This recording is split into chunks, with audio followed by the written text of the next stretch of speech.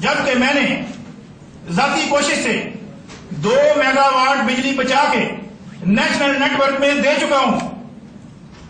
बिजली 2 मेगावाट पैदा कर ले या बचा ले, एक ही बात है। मैंने 2 मेगावाट प्रैक्टिकली बचाई है। लोगों के 1000 एसी बंद करवाए हैं जिनसे 2 मेगावाट बिजली बचती है। आज हुकूमत मुझे अगर उन 2 मेगावाट जो मैं बचा चुका हूं उसके पैसे दे दें 40 करोड़, तो मैं 400 मेगावाट का सोलर थर्मल डैम बना के दे सकता हूं।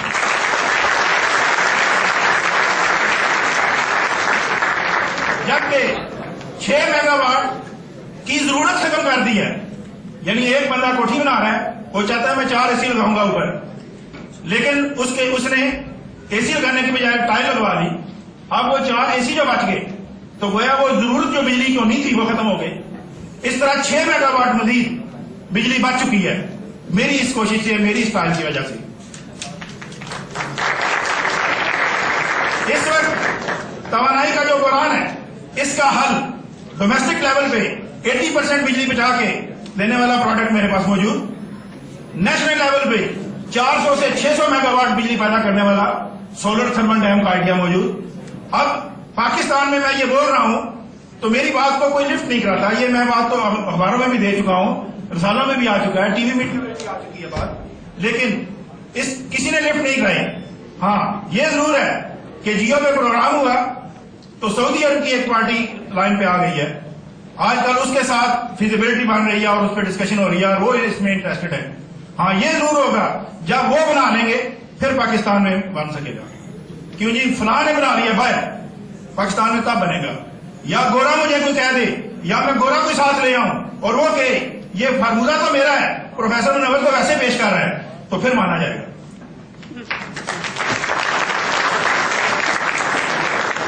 फाइनेंशियल क्राइसिस हमारे पास एक बहुत बड़ा चैलेंज है।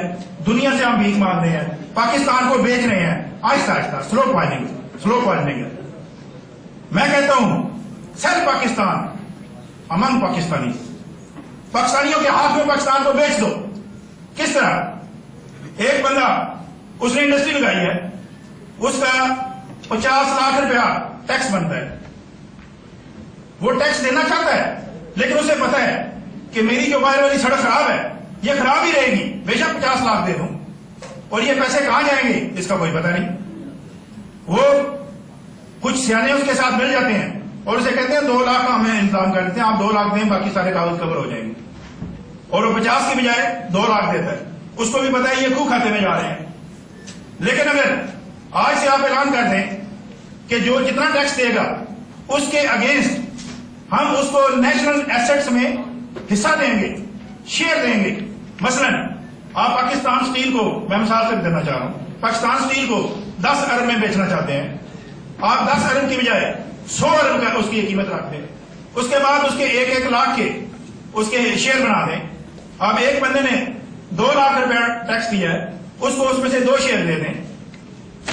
अब जब उसको ये यकीन हो जाएगा कि वाकई मेरे शेयर उसमें आ गए हैं, उसको कोई डॉक्यूमेंट मिल जाएंगे, अगली बार वो 5 लाख देगा। वो कहेगा मैं टैक्स तो नहीं दे रहा, मैं तो शेयर खरीद रहा हूं। अब वो 5 देगा। जब उसको यकीन होगा कि 5 के भी मुझे शेयर मिल गए और उसके मुताबिक जो भी लवाजमात है वो मिल गए, तो अगले साल वो 50 लाख देने के लिए तैयार होगा, क्योंकि वो कहेगा मैं तो शेयर खरीद रहा हूं, मैं टैक्स कहां दे रहा हूं। अब वो जनाब खुद कहेगा कि मैंने कुछ तब्दीली की है, मेरे बिजनेस में बड़ी तरक्की हो गई है, अब मेरा जो टैक्स है ज्यादा बनता है ताकि मुझे ज्यादा शेयर मिले। तो इस तरह एक रेस लग जाएगी। जो बंदा टैक्स देना चाहता है उसको पता होगा कि मुझे नेशनल एसेट्स में हिस्सा मिल रहा है, वो हिस्सा देगा। पहले भी तो इन्हीं के पैसों से ये एसेट बनते हैं, लेकिन हम उनको हिस्सा नहीं देते। जब हुकूमत ये ऐलान कर दे कि इनको हिस्सा मिलेगा तो देखें फिर टैक्स किस तरह आता है। और टैक्स आने का मतलब ये है पाकिस्तान में इनकम आएगी, और ये जो हमारे नेशनल एसेट्स हैं ये हमारे ही लोगों के हिस्से में आएंगे, उन्हीं के नाम पे चढ़ेंगे। पाकिस्तान को बेचें पाकिस्तानियों के हाथ में, तो देखिए किस तरह पैसा आता है।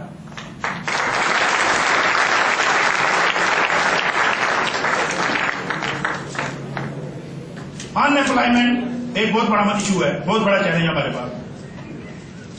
इसका हल मैं एक प्रोजेक्ट बनाया है जिसके मुताबिक उसका हेडिंग रखा है सैलरी बिफोर जॉब, तनख्वाह मिलेगी नौकरी से पहले। फार्मूला ये है कि एक अमाउंट गवर्नमेंट मुकर्रर करे या प्राइवेट सेक्टर आ जाए, बैंक आ जाए इसमें, वो आज से तनख्वाह देनी शुरू कर देगा 10 लाख लोगों को। 8 महीने के बाद वो सारे पैसे उसको वापस आना शुरू हो जाएंगे, तनख्वाह जारी रहेगी, बंदे को नौकरी नहीं मिली, तनख्वाह जारी रहेगी। अब 1 साल बाद सबको जॉब भी मिलेगी, सारे पैसे नेटवर्क को वापस भी आएंगे। फिर उसके बाद इस प्रोजेक्ट से गवर्नमेंट या वो प्राइवेट जो भी नेटवर्क होगा वो 300 से 500 अरब रुपया प्रॉफिट भी कमाएगा। ये प्रोजेक्ट, मैं क्योंकि फिजिक्स का बंदा हूं तो इस बात को चैलेंज किया जा सकता है कि इसकी बात ये काबिल कबूल नहीं होगी, लेकिन यूनिवर्सिटी के 3 इकोनॉमिक्स के प्रोफेसर इसको पास करार दे चुके हैं और वो ये कह चुके हैं कि इसको इंप्लीमेंट किया जा सकता है, सिर्फ हुकूमत इसको अगर हैंडल कर लेती है तो जो जवान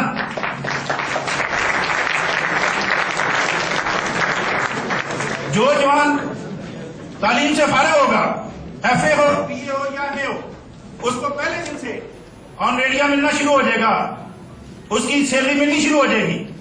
तो फिर उसके बाद उसको 1 साल के अंदर जॉब भी मिलेगी, क्योंकि उसी प्रोजेक्ट का ये हिस्सा भी है।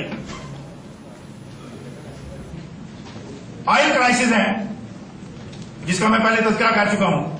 सोलर थर्मल डैम जिसकी मैं बात कर रहा था कि 3% मिले तो हम उस पूरे प्रोजेक्ट को मुकम्मल कर सकते हैं।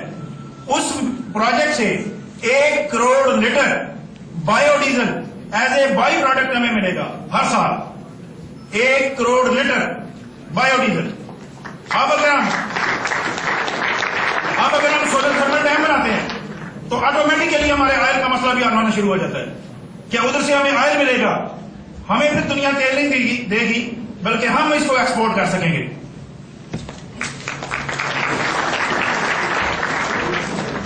इलिटरेसी ये भी एक बहुत बड़ा मसला है। इसके लिए मैं एक प्रोजेक्ट डिजाइन किया हुआ है जो 10 साल पहले मैं हुकूमत को भी पेश कर चुका हूं।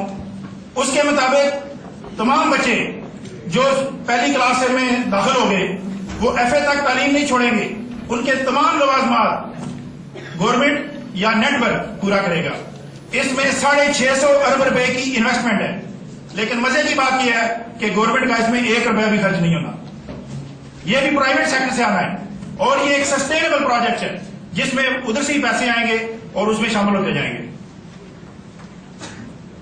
जो इन्वेंशन मैं कर चुका हूं उसमें जैसे कि मैंने जिक्र किया वो टेंट की बात की, इसमें और भी बहुत से मसले हैं जिनका हल मैंने उसमें निकाल लिया है। घरों में हम बिजली इस्तेमाल करते हैं, एक तो बिजली की सेविंग हो गई, दूसरा उसमें सेविंग का एक और भी आइटम के वाटर पंप चलाते हैं, उसके लिए भी मैंने सोलर वाटर पंप तैयार कर लिया है। मजे की बात यह है कि किसी में सोलर सेल इस्तेमाल नहीं होता, ये सारी पाकिस्तानी टेक्नोलॉजी है, इंडिजिनस टेक्नोलॉजी है, कोई चीज इंपोर्टेड नहीं है। किसी एक शहर में बैठ के हम वो पूरा प्रोडक्ट तैयार कर सकते हैं। खवातीन की दिलचस्पी के लिए भी बताता चलूं कि मैंने एक सिस्टम डिजाइन किया है कि बाहर धूप को, सोलर एनर्जी को एब्जॉर्ब किया जाएगा, थ्रू पाइप किचन के अंदर आएगा, आगे तवा होगा स्पेशल किस्म का, तवे का वाल्व ऑन किया, तवा गर्म हो गया, कमरे के अंदर बैठ के रोटी पकाए सोलर एनर्जी की मदद से।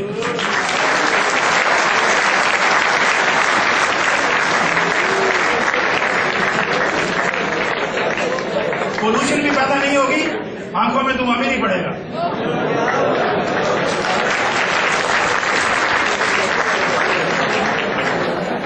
मेरे पास बताने के लिए बहुत कुछ है, अभी तो 4 इजाज़ात की बात की है। मैं नहीं चाहता कि आप जमाइयां लेनी शुरू कर दें। जो कुछ मैं बता चुका हूं और जो आगे प्रोजेक्ट्स की बात की है, अभी क्योंकि टाइम हो गया है, मैं अब आपको मौका देता हूं, आप इसमें क्वेश्चन करना चाहें तो आप करें, इसके बारे में मैं इंशाल्लाह जवाब दूंगा। और अगर कोई इसके बाद मजीद कोई इंक्वायरी करना चाहे तो बाद में मुझसे रब्ता कर सकता है। मैं कोई मिनिस्टर नहीं हूं कि मिल ना सकूं, मैं आसानी से मिल जाऊंगा।